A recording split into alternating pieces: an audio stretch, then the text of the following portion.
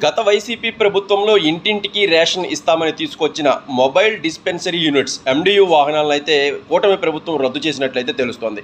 June 1వ తేదీ నుంచి అన్ని రేషన్ దుకాణాల్లోనే సరుకులు ఇస్తారు. ఇక ఇంటింటికి వచ్చి సరుకులు ఇచ్చే పని అయితే ఉండదు. దీన్ని పూర్తిగా ఈ వ్యవస్థను రద్దు చేసినట్లయితే కూటమి ప్రభుత్వం పెద్దలైతే తెలియజేశారు.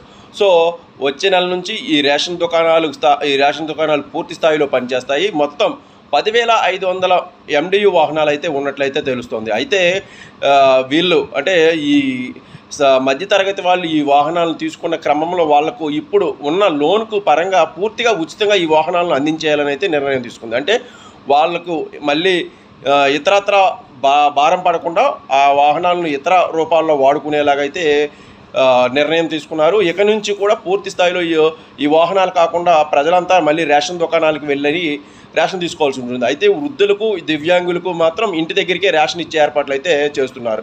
ఇలాంటి మరిన్ని అప్డేట్స్ గురించి ఛానల్ని ఫాలో అవ్వండి. అలాగే వీడియోలకు లైక్ చేయండి. Thank you.